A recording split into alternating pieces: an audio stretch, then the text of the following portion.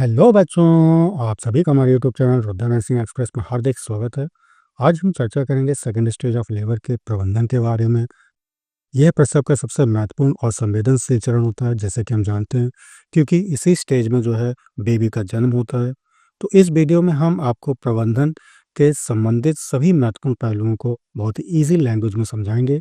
अगर आपको ये वीडियो पसंद आए और आपके लिए उपयोगी साबित हो तो हमारे चैनल रुद्र नर्सिंग एक्सप्रेस को सब्सक्राइब करना बिल्कुल भी ना भूलें, क्योंकि यहाँ आपको मिलेंगे नर्सिंग से जुड़े बेहतरीन नोट्स, फ्री पीडीएफ और महत्वपूर्ण जानकारियाँ जो आपकी पढ़ाई और करियर दोनों में ही मदद करेगी। तो चलिए सीखते हैं, समझते हैं और जानते हैं। चलिए, तो सबसे पहले हम बात करेंगे डेफिनेशन की। सेकंड स्टेज ऑफ लेबर क्या है। जैसे कि मैंने लास्ट वीडियो में भी आपको समझाया था कि सेकंड स्टेज ऑफ लेबर क्या होता है। याद रखिएगा, जब फीमेल की सर्विक्स फुल्ली डायलेटेड हो जाए, यानी कि 10 सेंटीमीटर हो जाए और बेबी का एक्सपल्सन हो जाए, बेबी बाहर निकाला है, तो उस कंडीशन को बेटा हम क्या कहते हैं, सेकंड स्टेज ऑफ लेबर कहते हैं। ठीक है। जिन व्यूअर से सेकंड स्टेज ऑफ लेबर नहीं देखा है, उसका लिंक आपको डिस्क्रिप्शन बॉक्स में मिल जाएगा या वीडियो के लास्ट में मिल जाएगा। क्लियर है। चलिए, अब हम बात करेंगे मैनेजमेंट, कैसे जो इसका प्रबंधन करेंगे। तो सबसे पहले हम बात करते हैं प्रिंसिपल्स, क्या क्या इनके सिद्धांत हैं। तो फर्स्ट हमारा है follow the rule of less intervention with more observation. ठीक है, क्या कहना चाहता है, याद रखिएगा, less intervention with more observation के रूल को हमें फॉलो करना है। यानी कि हमें पैशन के साथ में किसी प्रकार का इंटरवेंशन नहीं करना, उसके साथ हस्तक्षेप नहीं करना, केवल और केवल हमें उसको देखना है। ठीक है, उसका अवलोकन करना, करते रहना है। राइट। चलिए, नेक्स्ट क्या है, to avoid any infections, complications and perineum injury. ठीक, किसी भी प्रकार के इन्फेक्शन को हमें रोकना है, कोई कॉम्प्लिकेशन ना हो, ये हमें देखना है। ठीक है, पेरिनियम की इंजरी ना हो, ये हमें देखना है। राइट। चलिए, अगला क्या है, to assist the expulsion of baby naturally. ठीक है, यहाँ पे जो बेबी का निष्कासन जो होगा, बेबी जो आउट होगा सर्विक्स से, ठीक है, उसको नेचुरली तरीके से बाहर आने देना है हमें। ठीक है। चलिए, बात करते हैं मैनेजमेंट की। तो सबसे पहले हम बात करेंगे जनरल मेजर्स की। ठीक, क्या क्या सामान्य उपाय हैं। तो सबसे पहले passion should be in bed. ठीक है, पैशन को कहाँ होना चाहिए बेटा, बेड में होना चाहिए। Constant supervision of mother. ठीक, मदर का जो है कॉन्स्टेंटली हम उसको ऑब्जर्वेशन करते रहना, सुपरविजन करते रहना उसका। ठीक। चलिए, अगला पॉइंट क्या है, फीटल हार्ट रेट जो है हमें मॉनिटर करते रहना है प्रत्येक 5 मिनट में। ठीक है। चलिए, नेक्स्ट क्या है, administer inhalation analgesics if mother does not bear pain. ठीक है, यदि माँ को दर्द सहन नहीं हो पा रहा है, ठीक है, माँ जो है दर्द नहीं सहन कर पा रही, तो उस कंडीशन में हमें क्या करना है, इनहेलेशन एनाल्जेसिक देना है उसको। क्लियर है। चलिए, अब हम देखेंगे वेजाइनल एग्जामिनेशन। ठीक है, तो वेजाइनल एग्जामिनेशन में क्या क्या चीज़ देखते हैं। तो सबसे पहले हम देखते हैं to find the umbilical cord prolapse. हम ये देखते हैं कि कहीं अम्बिलिकल कॉर्ड प्रोलैप्स तो नहीं हो गया। ठीक है, अम्बिलिकल कॉर्ड प्रोलैप्स बेटा क्या होता है, जब बेबी पहले बाहर ना आके पहले अम्बिलिकल कॉर्ड पहले बाहर आ जाए, तो इस बेटा कंडीशन को हम क्या कहते हैं, अम्बिलिकल कॉर्ड प्रोलैप्स कहते हैं। क्लियर बच्चा। चलिए, नेक्स्ट क्या है, to find the head station. ठीक है, हेड स्टेशन को हमें फाइंड करना है।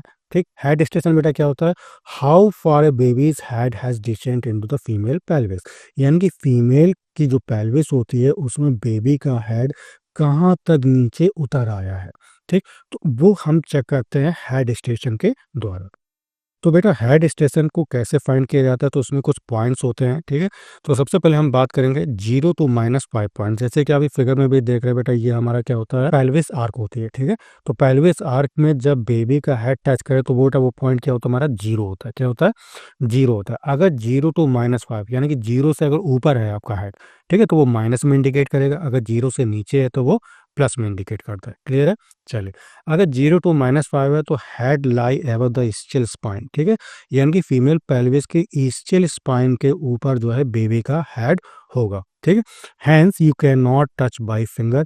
ऐसी कंडीशन में आप फिंगर के द्वारा बेबी के हेड को टच नहीं कर सकते हैं। क्लियर है। चलिए, अब अगर 0 में इंडिकेट हो रहा है बेबी का हेड, अगर 0 की तरफ आ रहा है या 0 पर लाई कर रहा है, ठीक है, तो इसका मतलब क्या है कि बेबी का जो हेड है वो बेटा कहाँ पे आ गया, फीमेल पेल्विस के ईस्चियल स्पाइन पर उसका हेड प्रेजेंट है।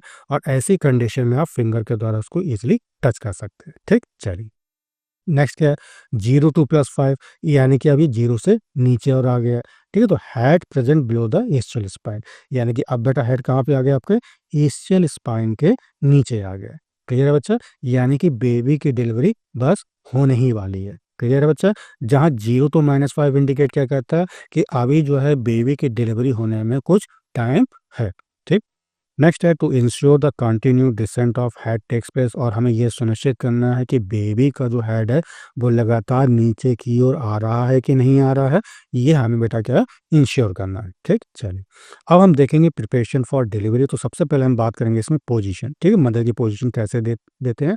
तो सबसे पहला हमारा लिथोटॉमी पोजीशन। ठीक, बहुत ही मोस्ट कॉमन पोजीशन होती है, याद रखिएगा। ठीक, जैसे कि फिगर में देख रहे हैं, ये बेटा क्या हमारी लिथोटॉमी पोजीशन है। क्लियर है। चलिए चलिए अगला हमारा पॉइंट है बेटा लेफ्ट लेटरल टिल्ट पोजीशन। तो इसमें क्या होता है, जैसे कि आप फिगर में भी देख रहे हैं, मदर को पहले हम लेफ्ट पोजीशन देते हैं, लेफ्ट लेटरल पोजीशन देंगे। ठीक, उसके बाद जो है कुछ हम 15 to 30 डिग्री को टिल्ट कर देते हैं। ऐसा क्यों करते हैं, क्योंकि एओर्टो केवल जो कंप्रेशन है, जिसको हम सुपाइन हाइपोटेंसिव सिंड्रोम भी कहते हैं, उसको कम किया जा सके। ठीक है। अच्छा, एओर्टो केवल कंप्रेशन या सुपाइन हाइपोटेंसिव सिंड्रोम बेटा क्या होता है, जब प्रेग्नेंट यूट्रस या इलाज यूट्रस इंफीरियर वेना कावा। ठीक है, देखो इसमें दो चीजें आ रही हैं, एओर्टो केवल। ठीक है, तो एओर्टा हो गया, एक हमारा हो गया इंफीरियर वेना कावा हो गया। ठीक, तो इंफीरियर वेना कावा और एओर्टा को कंप्रेस करे। ठीक है, तो इस कंडीशन को हम क्या कहते हैं, एओर्टो केवल कंप्रेशन या सुपाइन हाइपोटेंसिव सिंड्रोम कहते हैं। क्लियर है। तो इसको हमें रिड्यूस करना है, इसीलिए हम जो है मदर को लेफ्ट लेटरल टेट पोजीशन देते हैं। क्लियर है बच्चा। चलिए नेक्स्ट हमारा डॉर्सल रिकम्बेंट पोजीशन हो गई है। ठीक, अगला है हमारा नीलिंग या नी चेस्ट पोजीशन हो गई। ठीक, अगला क्या है, स्क्वेटिंग पोजीशन हो गया। ठीक, नेक्स्ट है हमारा सपोर्टेड सिटिंग पोजीशन। ठीक है, तो इस प्रकार जो हम लोग मदर को पोजीशन देते हैं। चलिए अगला क्या हमारा पॉइंट है, यूनिवर्सल प्रिकॉशंस। क्या क्या जो है यूनिवर्सल प्रिकॉशन करते हैं हम लोग ड्यूरिंग मैनेजमेंट। तो सबसे पहला क्या है, ग्लोव्स पहनेंगे, गाउन। ठीक, मास्क होना जरूरी है, कैप, गॉगल्स होना चाहिए, and stand at right side of the patient. और पेशेंट के कहाँ खड़े होंगे बेटा, आप राइट साइड पे खड़े होंगे। क्लियर है। चलिए नेक्स्ट हमारा पॉइंट टॉयलेटिंग। ठीक है, टॉयलेटिंग क्या होती है बेटा, ये एक ऐसी कंडीशन होती है जिसमें जब पेशेंट खुद ब खुद जो है टॉयलेट नहीं कर पाता है और उसको करवाने के लिए किसी दूसरे व्यक्ति की जरूरत पड़ती है, तो ये कंडीशन बेटा क्या कहलाती है, टॉयलेटिंग कहलाती है। ठीक, तो इसमें कुछ पॉइंट है। सबसे पहला हमारा यूज कॉटन विद डेटॉल या सेवलॉन फॉर 5C। 5C के लिए हमें बेटा क्या करना है, कॉटन विद डेटॉल लेना है या सेवलॉन लेना है। ठीक है, सी का मतलब क्या है, 5C से पहला हमारा क्लीन हैंड्स, अपने हाथों को धोना है। ठीक, क्लीन कॉर्ड यानी कि अम्बिलिकल कॉर्ड को साफ करना है। क्लीन ब्लेड, ब्लेड जो यूज कर रहे हैं आप बिल्कुल स्टेराइल होना चाहिए, क्लीन होना चाहिए। ठीक, जेनाइटल ट्रैक्ट को क्लीन करके रखना है, पेरिनियल एरिया को आपको क्लीन करके रखना है। ठीक, चलिए नेक्स्ट हमारा पॉइंट है कैथराइजेशन। तो याद रखिएगा इस केस में सेकेंड स्टेज ऑफ लेवर के मैनेजमेंट के केस में कैथराइजेशन के लिए हमेशा याद रखिएगा K90 कैथीटर। जैसे कि आप ये फिगर में भी देख रहे हैं, इसको हम क्या कहेंगे बेटा, K90 कैथीटर कहते हैं। ठीक है, इसका यूज करेंगे कब, जब वीमेन अपने आप जो है यूरिन नहीं पास आउट कर पा रहे हैं या असमर्थ है, तो उस कंडीशन में हम लोग कैथराइजेशन कर देंगे। क्लियर है। चल नेक्स्ट है प्रोसेस ऑफ डिलीवरी। तो प्रोसेस ऑफ डिलीवरी को उसको हमने 3 कैटेगरी में डिवाइड किया है। सबसे पहले बेबी का हेड जो है डिलीवर होगा, देन शोल्डर, देन ट्रंक। ठीक है, तो ये सीरीज होती है, याद रखिएगा। ठीक, चलिए बात करते हैं डिलीवरी ऑफ हेड। तो प्रिंसिपल्स क्या है, मेंटेन फ्लेक्सियन।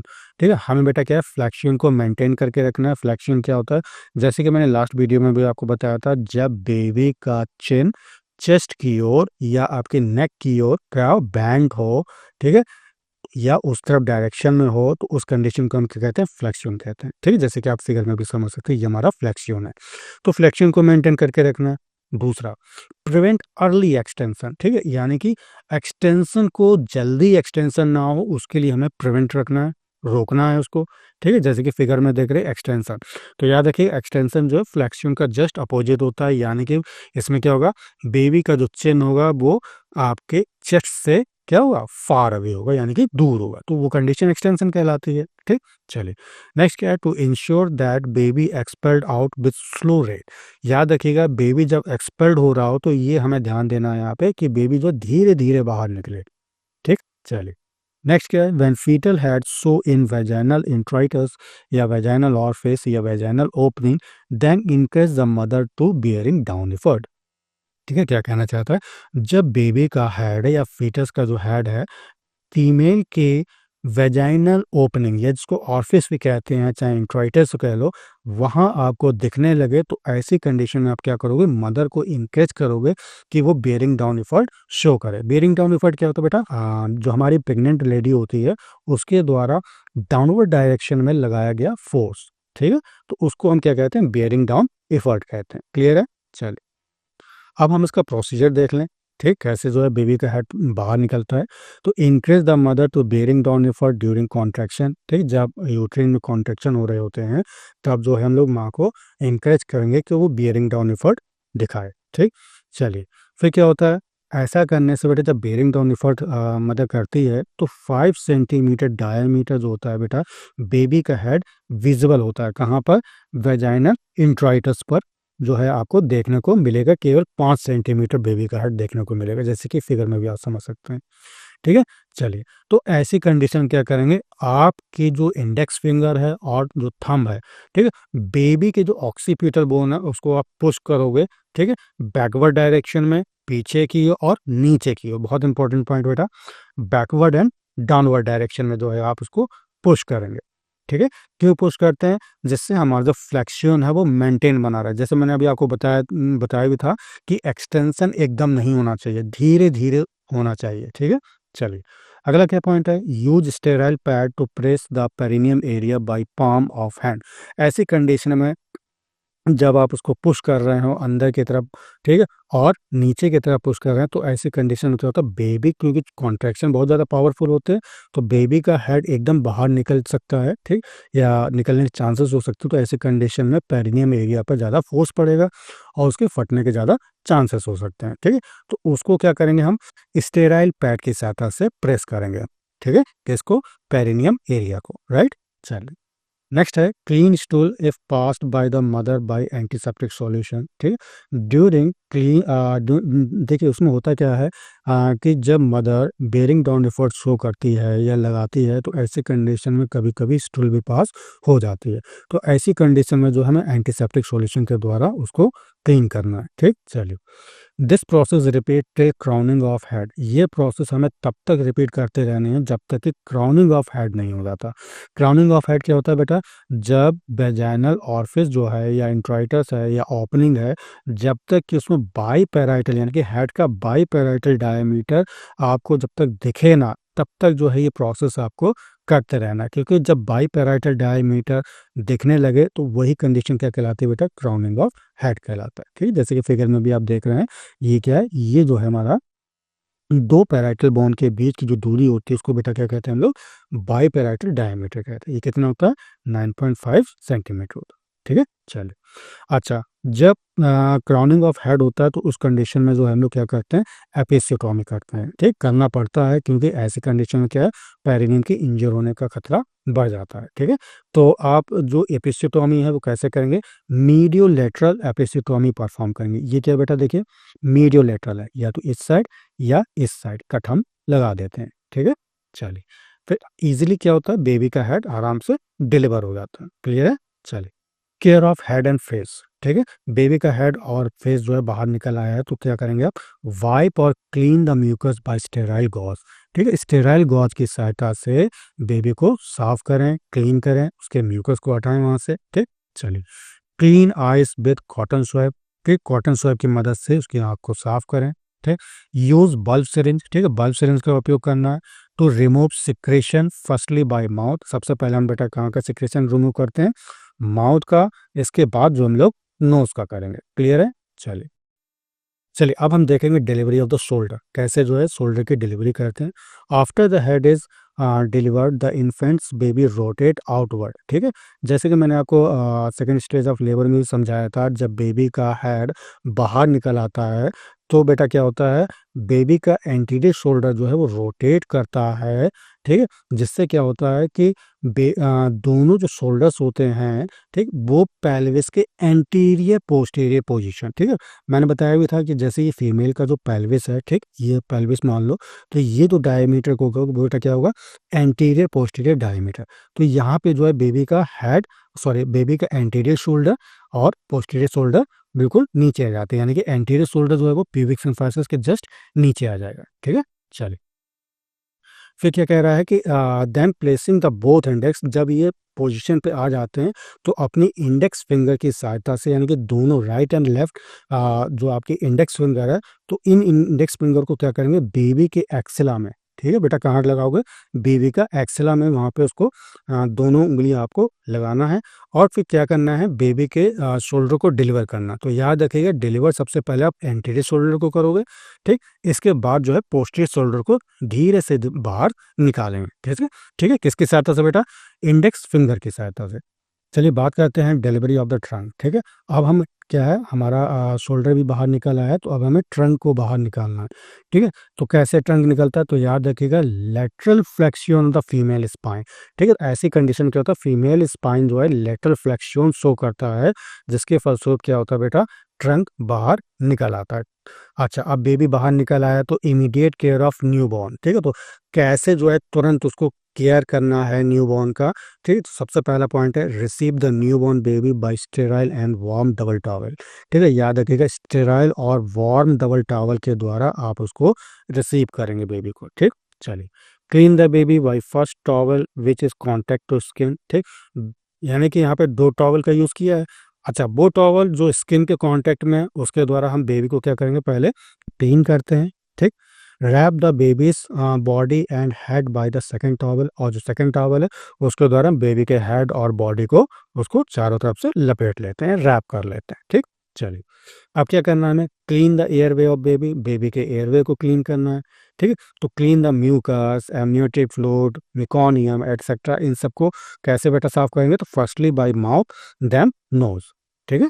किसकी सहायता से, म्यूकस एक्सट्रैक्टर की सहायता से हम इसको साफ करेंगे, क्लियर है।